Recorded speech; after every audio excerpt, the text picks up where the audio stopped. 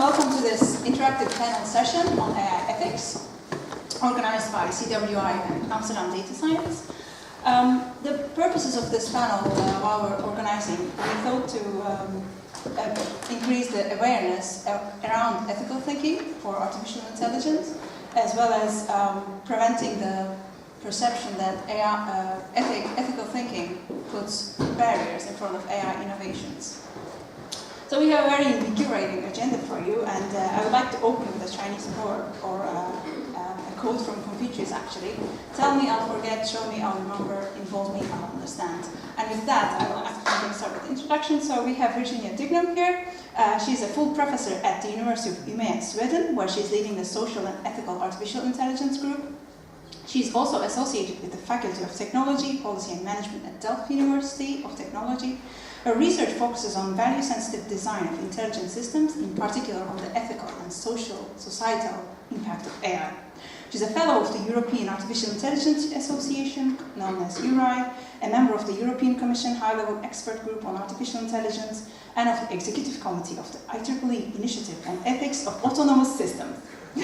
She's a member of several scientific boards, including the AI for People, European Global Forum on AI, and LINL, the Dutch AI Alliance. Last but not least, she's a renowned speaker on the social and ethical impacts of artificial intelligence. A warm welcome, Virginia. Thank you for being here. And next we have Emiel van Miltenburg. Emiel has a background in linguistics and has spent the last 4 years working on his PhD in automatic image description at the Vrije Universiteit. He is currently writing up his thesis and working as a lecturer at Tilburg University. His research interests include racial and gender stereotyping in image captioning systems, ethics in natural language processing, and machine learning. He has conducted extensive studies on different kinds of biases in the Flickr 30K and MS COCO datasets that are commonly used to train automatic image description systems. Thanks. Next, we have Hinda Haned. Hinda holds a PhD from the University of Lyon, France, in applied statistics. She has worked at the Netherlands Forensic Institute as a forensic researcher statistician for 5 years, where she developed the Forensum R package and LR Mix studio for interpreting complex DNA mixtures.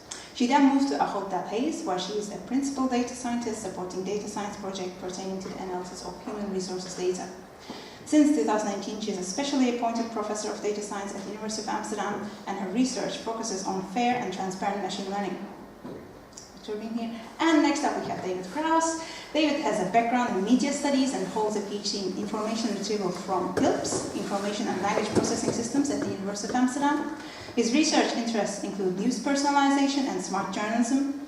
In 2015, during his internship at Microsoft Research, he worked on large-scale analysis of Cortana user logs, which resulted in a Best Paper Award in User Modeling, Adaptation and Personalization Conference in 2016. He's currently a lead data scientist at FD Media Group, where he's been working for the last 3 years.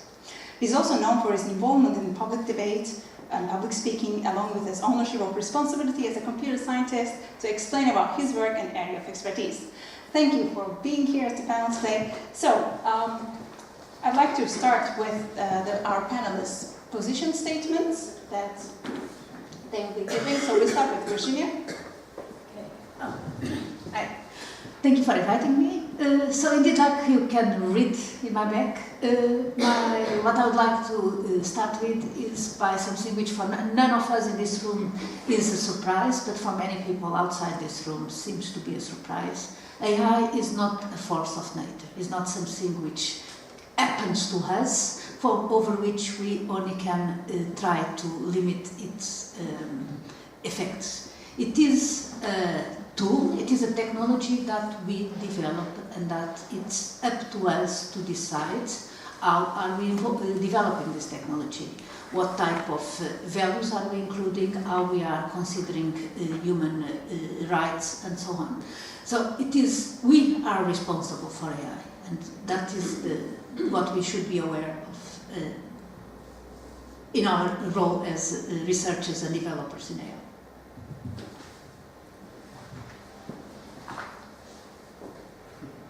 Okay, so when I sent in this thing, I didn't realize I had to I thought, oh, now I also have to remember this very, very long text. So I'm trying to approximate this.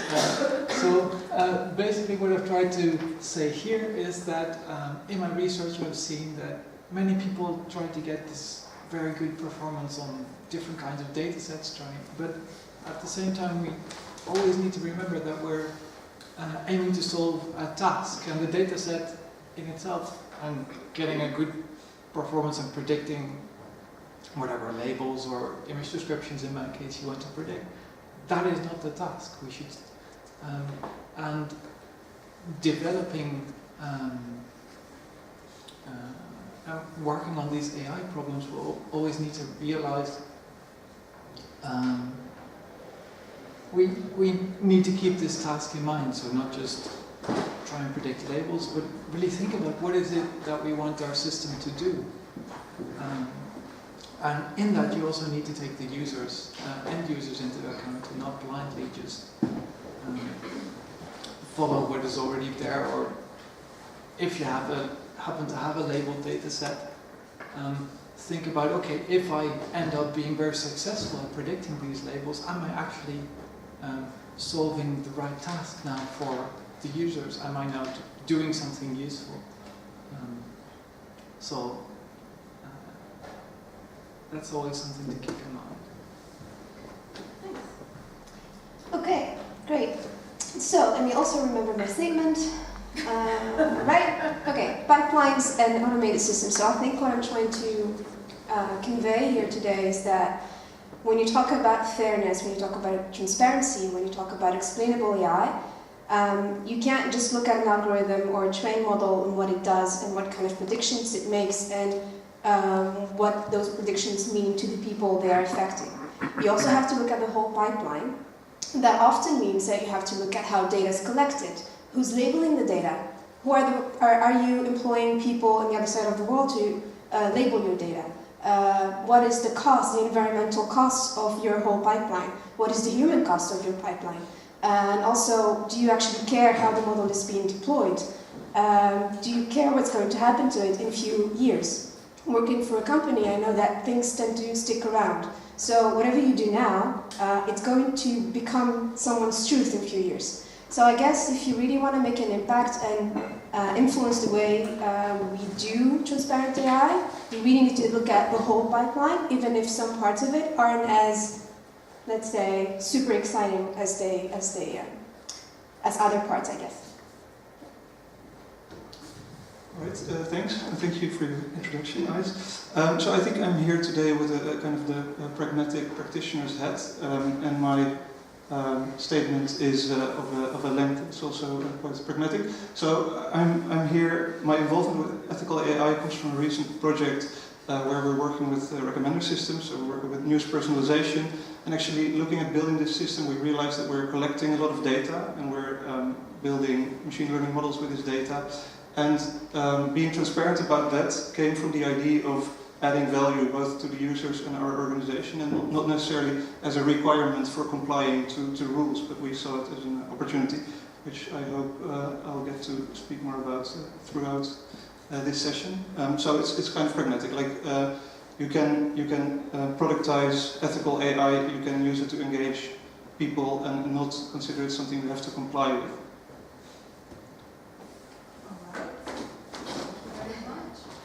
So I'm lucky I get to ask the first questions and warm up.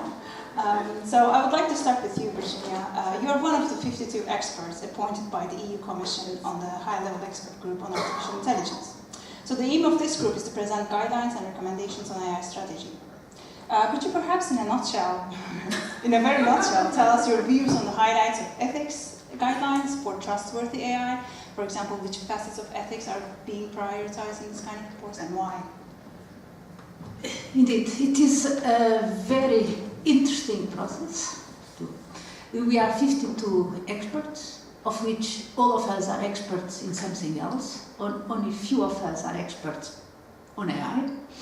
Other ones are experts in consumer rights, in legal stuff, in philosophy, in many companies are involved. So it has been a very interesting process to get from 52 completely different voices to a statement which actually we finalized yesterday. We had 2 days in Europe of 12 hours working, in which we literally, with the 52 of us, were writing a text, which is an interesting exercise, which I don't really recommend no one to repeat.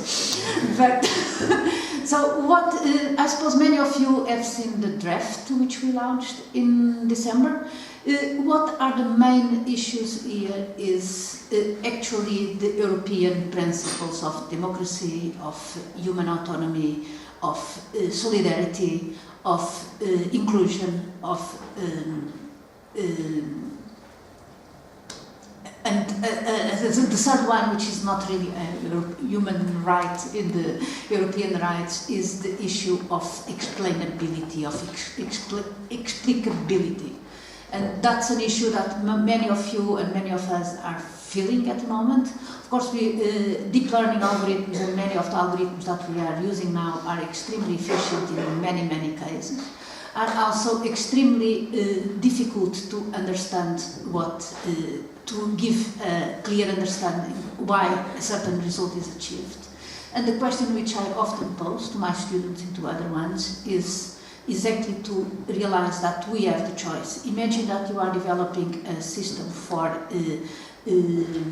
identifying cancer in images, and you can have the choice of using an algorithm which is 95% accurate, or is accurate in 95% of the cases, but is not at all able to explain what and why those decisions are taken. Or you can choose another algorithm which is 80% explainable, or accurate in 80% of the cases, and is fully explainable. It is our choice which one we take, and it is our choice to really decide and determine which of the two options we take, and it's also our duty, or our, as researchers, to make sure that the explicable algorithm improves from 80% to the 95 or the 99% goal. So it is important, and that's the kind of issues that we try to put in the document. Of course, we should and go and develop more and more AI research and AI applications in Europe, but we should be very clear about the options and the choices that we have. Sorry. And my next question is for David. So David, some people strongly believe that communication of complex systems has become shallow due to the limited characters we have, for example, in Twitter, or the limited time we have. And today's media landscape poses a real risk of society becoming more confused, misunderstanding things, and thus growing more polarized. So how would you assess the impact of robot journalism and personalization in the products that FD Media Group develops, and how are these perceived by the users? Well, so I think in terms of perception, there's a lot of worries about this kind of technology. When it comes to actual impact, I think there's less of it. So, for example, the feared filter bubble, there's been a lot of research on trying to assess how personalization and how search engines and how personalized media affects diversity of content that's being consumed. And it has always been very difficult to find this kind of to confirm these fears. And we know, of course, that, for example, newspapers such as FD, Volkskrant and NRC, we all have our own niche and we all have our own kind of perspective. So I'm not really worried about technology having an impact in that respect. I do feel, so I can imagine that what is happening is that we see news consumption changing, so people are consuming through Facebook news feeds, and in those cases, I think it's very important that people understand what's happening under the hood. So I think it's more important to let people understand that when you consume from a filtered Facebook news feed, that there's also some responsibility with the consumer to see different perspectives. So I don't see it as inherent to technology, I see it as inherent to society.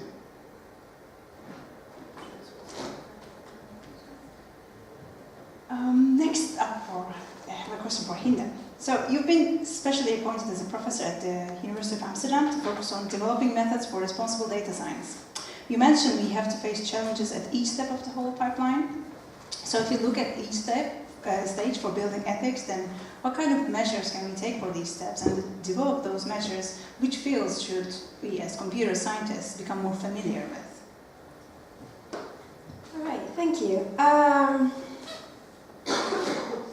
Okay, so this is a great question, but also a bit difficult in a sense because I have kind of two let's say point of views on this in a sense because I do work for a big food retailer, but I also now do research at the university, and I think that you often hear people say to answer this question you need to educate computer scientists and teach ethics and so on. So that's great in theory. In practice, when you're a data scientist and you have to develop a product, you basically have a deadline and you just have to produce something. And your boss's boss, sure, like maybe a good person, but at the end of the day, you have to produce something. So I think that the way you can influence this is establishing some ground rules of what type of data science you want to do.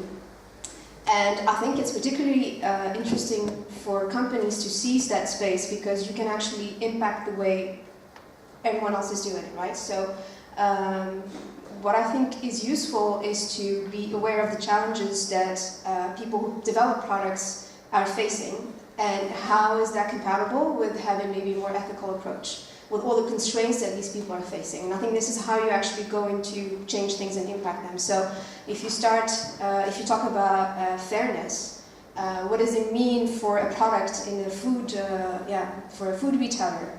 What does that mean to be fair? So what is it? What does it mean? I still don't know. And I think that this is really something that AI scientists should try and look at, and because I think it's a very interesting question. For example, if you talk about customer segmentation, everybody who works for retailers does that. What does it mean to have a fair segmentation of customers, right? And this is something I'm working on right now, and I find this a very interesting problem, and I have the space to work on it, but what would help is for others to also join and say, yes, this is also an interesting question. And for that to happen, you also need conferences to be interested in those type of questions and create tracks for those type of questions, because that's kind of what scientists need to do, right? Write papers, publish them. So let's make sure that everybody agrees that that's an interesting question to solve.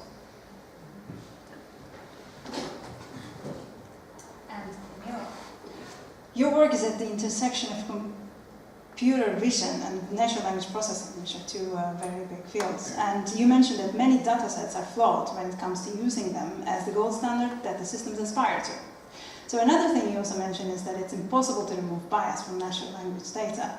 So coping with these challenges, how do you assess the research landscape at this intersection and the success standards? Sorry, what was the last? The success standards? Success. Success of the success. Okay. So I think for this it's probably good to first give a short summary of what this field currently looks like. So I've been working on automatic image description. So you give the computer an image and the computer is supposed to give a coherent natural language description of what is depicted in the image. That's not for us. It's the church. Okay, so for this kind of research, what people initially have done is just presenting these images to loads and loads of crowd workers and asking them, okay, could you please give a description of what you see? And with no understanding of what problem they were actually solving, they just thought, hey, this might be interesting as some sort of check to see if a computer can actually show that it understands what is in these images. And then people just started modeling this. They give a computer a set of images with a set of descriptions and say, okay, computer, go ahead, and it looks sort of okay. But then no one's really gone and actually looked at these descriptions. What kind of descriptions do people provide? And I think by asking people without thinking about what these descriptions look like, just asking them, hey, just say what's in this image, we've sort of avoided the whole problem of character. We've sort of avoided the problem of characterizing what it is that these systems should actually solve. So when you start looking at this data, you see that people start speculating about these images. You see that there are loads and loads of ways that you can actually describe an image. And perhaps we should actually look a bit deeper into this and try and think of, okay, if there are so many choices, what is actually the behavior that we should be expecting from these systems? And that's also why I refer to the users in my opening statement, is by saying very few people have, so many people have used, for example, blind people as some sort of motivation, like if we can describe images for blind people, that would be great. But no one's actually bothered to ask blind people, hey, if you were to have this kind of application, what would you want the computer to tell you? And this, you sort of start to see some people doing this, but really there's a lot of work to be done, because now many of the evaluation metrics that you've asked about in your question are still very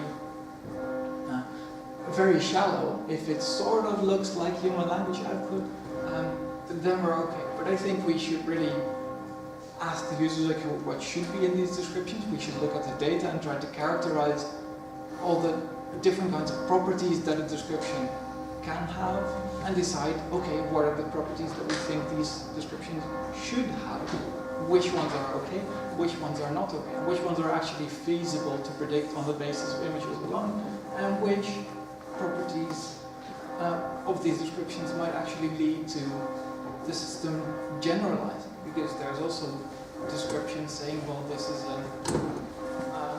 is a Christian person, or this is an atheist person. You can't predict that from an image alone, but this is what people do. They just start to infer all kinds of properties from images, and at that point, this is not a simple visual features to natural language mapping anymore. This is a bigger problem that I don't think computers are able to solve, and also shouldn't expect them to be able to solve them. So I think we're still at a very shallow level of evaluation in this particular field, and it's really worth it to dig into this data and see what people are, because now all these standards for what a good description should look like are pretty much implicit in the data, and no one's really bothered to make those standards explicit, saying, okay, this is a good description, this is a bad description. I think that would be a really good step to make. Well, thank you. We have a lot of questions coming, so I would like to share that with you as well. And if you're very eager, please raise your hand, otherwise I will get the most wanted questions, and if you can help me by rating them up, that would be great. So the first question from Center: are AI researchers responsible for how the methods they develop are used? Yes and no. Yes, of course, we can never know what the use of the methods that we are developing is going to do. And actually, any method or any technology that we develop has the potential dual use, or more than dual use, and there will be, by definition, uses of the technology which we can never imagine while we are developing. But on the other hand, we do have, I think, the responsibility to try to imagine or to think about what are potential uses of that technology that we are developing. And we have then therefore also the responsibility to try to ensure that the technology that we are developing does take those potential damaging or negative uses into consideration in a way that you develop it in a way to minimize those type of uses. But indeed, we are not really we can not be completely responsible for what is being used later on, because it's many things we cannot imagine, but the ones that we can imagine, we should be make sure that we can really tackle. So I think I fully agree with Virginia, and I think in that respect, if you're thinking about possible dual use issues with your technology, it's also important to state the limitations of the thing that you have just developed in your work. because if you can already foresee that, okay, maybe some people might try to use it for this particular purpose, you can already say, this is something that I don't really support, and we're starting to see some work in this direction, I think. People proposing data sheets for data sets is a title of one particular paper. Other people thinking about actually also not just publishing your paper and possibly your model, but also the specs of this model. What can it do and what can it not do? And people in promoting their work have a tendency to sort of overlook these limitations. But it's very important to actually state them. I think it's, in the long term, much better. Have you, just related to this, elaborate on this question, you know, OpenAI, a company in San Francisco, they trained such a good language model that they decided not to release it for bad usage. So, perhaps if I could respond to the last few statements. So I think our field is a bit peculiar because I think part of the work that Emiel is working on like the shallow evaluations. I mean, in our field there is a lot of value in like just optimizing algorithms, and so that makes it a bit tricky. I don't think we are responsible for how it's applied, but I do think, and I think there's value in kind of like figuring out what are the limitations, but there's also value in just optimizing algorithms and making something perform better. And I think that makes it very problematic to kind of identify who's responsible for how these things are used, because it's not just application, it's also algorithms and technology. Optimizing algorithms. What are we optimizing for? That is the question we should be asking. Of course, we can optimize algorithms to be as quick as accurate as possible, but we can also optimize algorithms to be as responsible, as unbiased, as explainable as possible. So it's again a choice of us to determine, yes, of course we should optimize algorithms, but optimization has always implicitly a value function, the one we are optimizing for.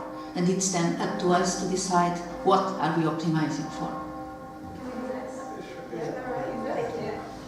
Okay, so I also would like to respond to what you were saying, David.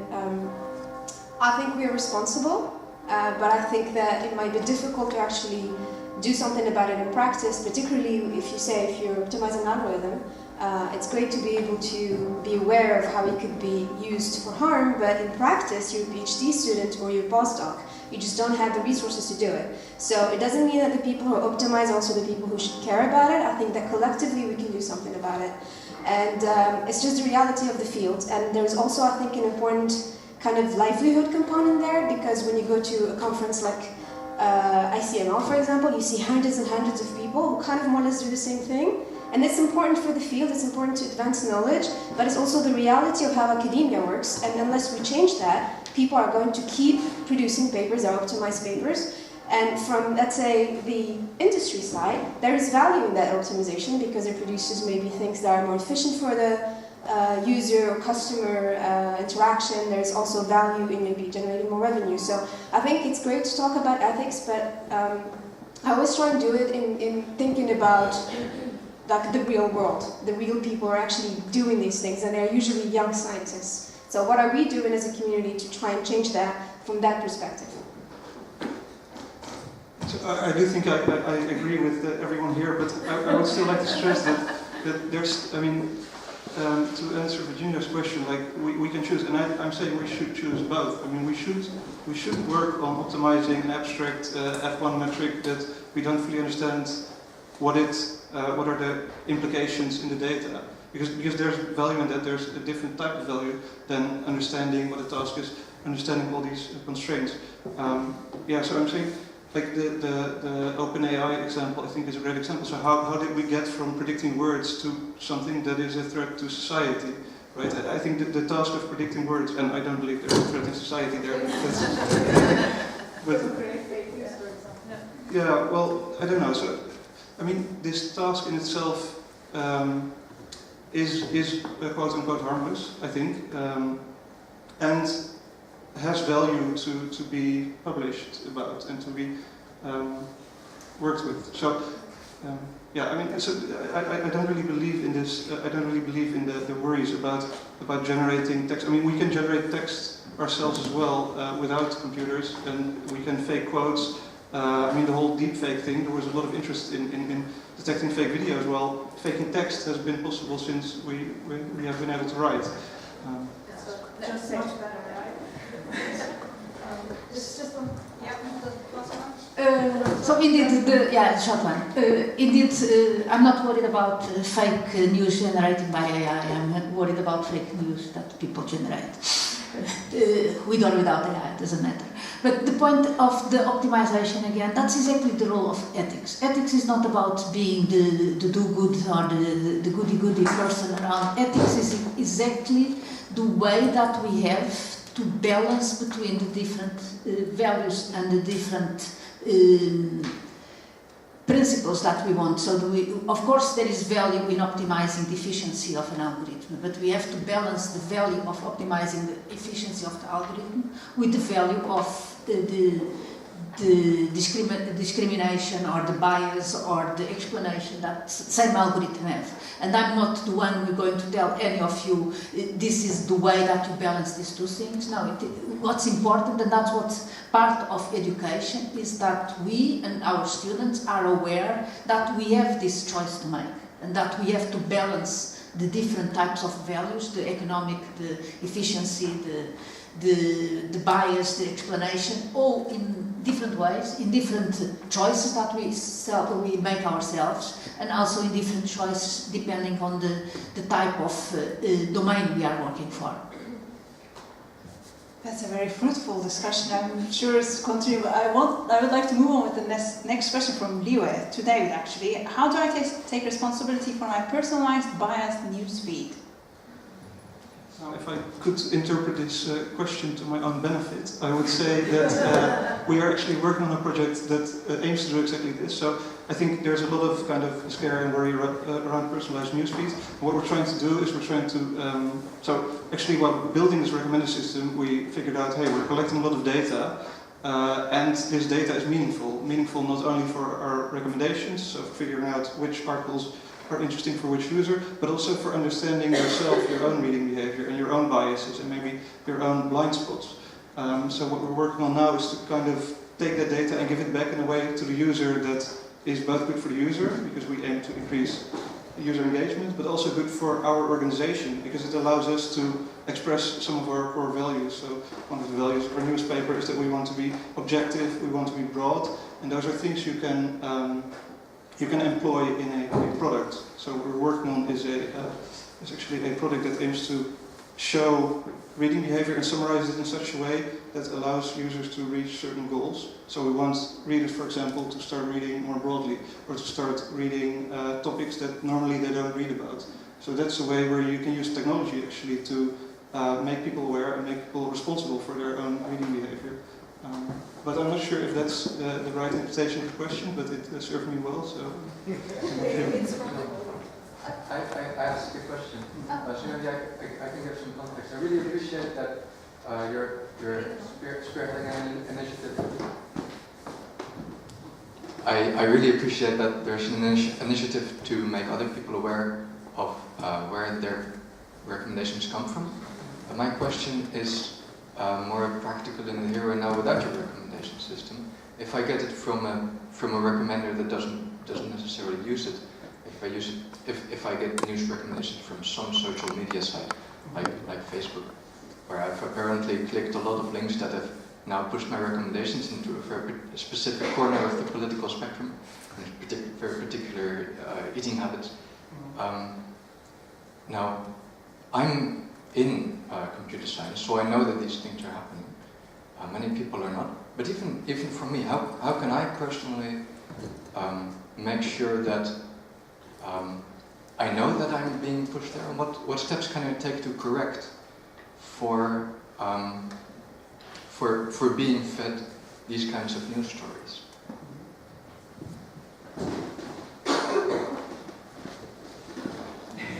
Right, that's clear. So I think actually this is, like I said in my opening statement, it is a lot about the responsibility of society and you as a person, and about education as well. So I think what is important is that we understand indeed that this happens. So when you're engaging with Facebook, that you get a personalized newsfeed. But I think mostly the responsibility is with you for consuming news broadly, and like not relying on one source where you sit and consume everything, but like looking around. And I know that's also what's interesting about the whole filter bubble debate, is that I am aware of, for example, my Google Assistant is personalizing news and Facebook is personalizing news. Still, when in my Google News feed I get a geen stel message, I don't want it. I want to take it out.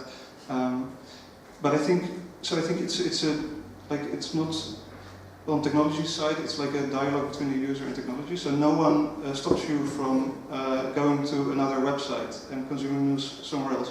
So I think the responsibility there is really to be aware of your own consumption.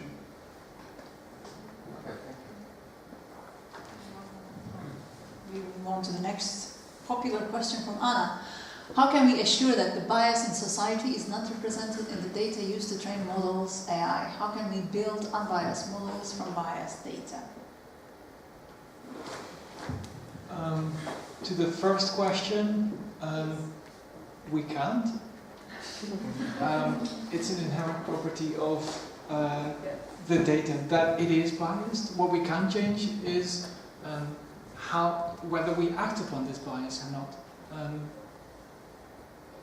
Let's see, how can we build unbiased models from biased data? Is there someone else who wants to? Yeah, so for the second part of the question, how can we build models from biased data? There has been a lot of efforts in the machine learning literature trying to actually remove bias in data in order to produce better or more fair predictions, for example. And I've been exploring these tools lately, and what I see is that you make a lot of assumptions about the type of information that you have. So usually when you talk about bias, you already know something about, for example, a sensitive attribute, like you know the gender, you know the ethnicity if you're working in the US, you know the zip code, and these are typically things that could be harmful in the long run if you model them, or if you add them to your model. My experience so far is that also, like you were saying, you can't. Actually, in practice, it doesn't really work. So for me, the best thing we can do so far is to continue trying to think about these problems and trying to be aware of them. When you presenting results to people who are making decisions, can you make sure to mention this and mention it in the way they can act upon it? That would be my advice. And as a nice example of what you could do is Google Translate. So Google Translate has languages differ in whether they mark gender or not. So I think in Turkish the pronouns are genderless, but in English you have to choose in a gender. So you have to say his or you have to say her. So for a long time it's been the case that if you had a Google Translate sentence about a doctor in Turkish, and that sentence contained a pronoun, then that pronoun could be translated to his in the case of a doctor and her in the case of a nurse. That's a classic example of bias. And what the Google engineers have now done is they left the choice to the user. So translating as this same sentence, you can provide two translations saying, look, we can either translate this with a male or a female pronoun, and if you want to use this translation in the text that you're writing, you are responsible for whichever choice you make. So that's one example of how you can where you can realize that there is this bias in the data, and that there is actually a choice for the user to make and what to do with the output of the model. Can I just say something about that? Sure. That's an example for Google Translate I think is great, because it shows exactly where the power of choice is in the person that is using the model. Sometimes the models are meant to be expert models, so people is actually listening to the model because in theory you should know better than them. And this is actually when it gets dangerous. You have all heard about the Amazon recruiting tool, right? What happened?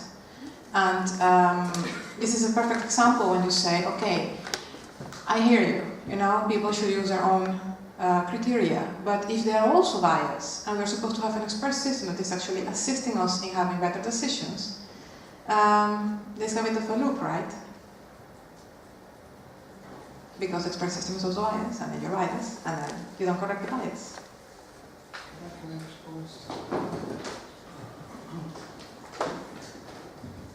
Because yes, I think that's a problem. I think actually what Emiel also mentioned, what's great about this stuff is that you can actually apply your domain knowledge and kind of solve these problems. And I think because this kind of gets in the waters of like algorithmic discrimination and everything, and these are very interesting, interesting problems because the fact that it is technology means that it is more inspectable. So if we know about these things, if we know about the pronoun thing, we can adapt it. It doesn't work the same way in real life. So you can have police officers that do ethnic profiling, and we don't really know the decision process that got them there, right? It might be like years and years of nature and nurture and stuff that's completely fuzzy. I think we should very much be aware of all these biases, but technology is, like there's an opportunity there that we are able to inspect and correct there at a larger scale than with people, I think.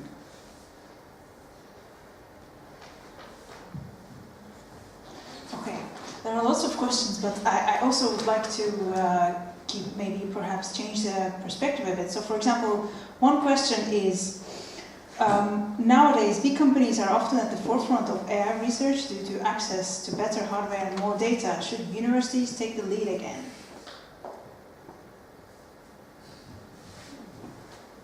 Yes. Now, yes, in terms of going for the next step in AI development. Companies are indeed investing a lot in computational power and bigger and bigger data.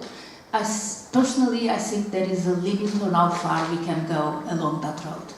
And it's up to universities to come up with the other roads. The roads who have the tiny data, the roads who have the explanation AI, the roads who include all those things together. I actually was just recently speaking to someone which had quite little or very limited understanding or knowledge about the whole AI history, and he was telling me, yes, I have been reading about the new development on AI 2.0. Great. And according to him, AI 2.0 was AI which would include rules to describe the knowledge of the systems, which for the ones of us who have been long enough around know that it's what we nowadays call the good old-fashioned AI. But so we do need to have to move into AI 2.0, and AI 2.0 is something, or whatever we want to call it, is something which we can much better do at universities. And it's exactly the types of AI which go in the different direction than the direction of getting more data and more computational power, which is where the big companies are investing. And they will go into that into that road more and more, because that's where they are putting the investment. We can do a lot with big data and a lot with the large computational power, but at the end of the day will not really get us the artificial intelligence that we are looking at. It will maybe get us better systems which can perceive better, but not yet the systems who really can understand what they're doing about. So that's the role for the universities. I will actually follow up with that by throwing the ball to the companies again. So another question, should AI-based companies self-regulate themselves, or should it be enforced by regulators or lawmakers? Okay, because I recently read an article about this, and I think, so I have a dream, and ideally companies will self-regulate, and I think so this article was about the municipality of Amsterdam, and there they are, how do you call it, they're letting their algorithms be checked by an independent partner. And I think that's a great idea, because we already see this happening in businesses, that you want to be ISO compliant, for example, because you want to work with other people, and in order to work with them, you are ISO compliant. So it would be great if we could get in a world where you have your black box algorithm, you have your recommender system, but you have like a stamp of approval by some kind of external entity, like how do you call these people, accountancy, you also have... Audit. Yeah, right, yeah, so you want to have that stuff audited. So that's the future dream. I think the short-term dream is we have regulations, we have law, and I think that's very important. And that's also very important in the whole debate about big tech. So we see that around all these, the Facebook, Cambridge Analytica, stuff, what you saw happening was people kind of responding to the concept of like collecting data. So we know that Facebook collects a lot of data, but within that debate, it kind of seems as if the existence of this data is already something that is wrong. And I think regulation, I mean, we have laws to kind of tell what's wrong and what's not wrong. So I think regulation is very important, and we shouldn't, how do you call it, try to decide for ourselves. But yeah, I think that was great. All right, so I pretty much agree with what you said. Maybe I'd like to add that I think definitely companies should be compliant, but I also think that there's also a part of that compliance or of that do no harm kind of idea that should also come from us citizens, consumers, users. If you count in on Facebook or another company to self-regulate and not do harm and not actually empower yourself to challenge that company, then you're kind of becoming part of the problem. But again, this is very easy to say because I'm trained in statistics, so I understand and I can choose to not have a Facebook account and so on. But we also need to think about people who are impacted by decisions made by these companies that cannot, that don't understand what's going on, or that actually just don't have the means to challenge those decisions. And I think this is the conversation that we need to have, not just as scientists, but as a society. Do we really want companies to self-regulate? Do we want them to make them so powerful that they're actually going to decide what to do? Because, you know, imagine that, you know, if someone evil comes to the top, and then what happens? Right? This is not just in the, you know, in movies. It could actually happen. So what I also see in this debate or in these discussions is that often people expect others, maybe scientists, maybe lawmakers, to actually bring the solution. But we as citizens, we have to be part of the solution. We have to empower ourselves. We have to understand what AI is about. Right now in the Netherlands, there is a free course on AI. Let's encourage people to learn more and to have an opinion, not just rely on others to make those decisions for them. Just on the side of the regulation, there is a role for regulation, and that is kind of giving the prickles or the incentives to do the change quicker than what maybe companies would do. Before I was an academic, I was for many years working in industry. Some 25 years ago, I was working for the automotive industry, in which was the time that there came regulation from the European Commission in terms of using catalysts in the cars. And that was, everybody in the automotive industry was screaming loud and short and whatever. That would be the worst thing which could happen to the European car industry, because those things would be just a misery, whatever, a nonsense. And exactly because that regulation came, the cars and the engines that we use nowadays are much more efficient and much more, much better than what they would have been if that incentive was not there. Now you have really to move and change things. So it can really help companies change and change quick, because now they have to take into account GDPR, for instance. I fully agree with you with the role of the consumers. I often give the example of the free-range eggs, and I've been quoted all over the world for the free-range eggs. There is a business model on being the producer of free-range eggs. There is a business model on being the producer of responsible and ethical and fair AI. It is indeed a role for the consumers to demand the free-range eggs and to ask and to go for to have the choice between the free-range or no free-range eggs. We are not really seeing enough development and not enough investment from companies in the free-range egg AI, which would really give the consumers a choice. Thank you very much. We've still so much questions lined up, however, we are out of time. So I would like to start closing, and I would like to ask the panelists what are their take-home messages and what they would like the audience to do next. In a minute. In a minute. Okay, go and be responsible.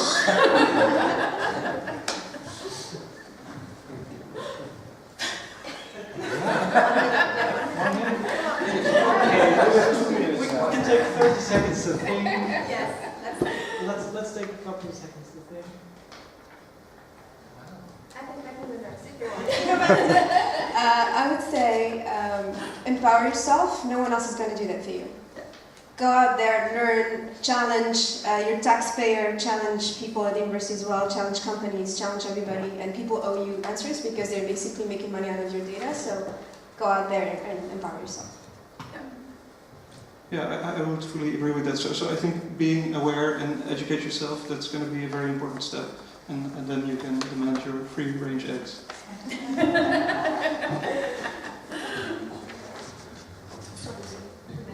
Now we have lots of minutes, so in the beginning of every role there are evaluation forms. I would really appreciate if you take the time to, if you have a pen, just circle the answer, or if you don't have, just please tear it off like this. Well designed. You are not off the hook. So, I think I just concur with the others. It's your responsibility. Thank you very much for the panelists being here and for organizing the track chairs, Jaco, Linda, Tessel, Lachman, everyone who has had a part in it. And thank you very much, our panelists, for being here, answering these questions. Let's keep the conversation going, either by using these hashtags or in social media. And thanks for joining. Thank you for the great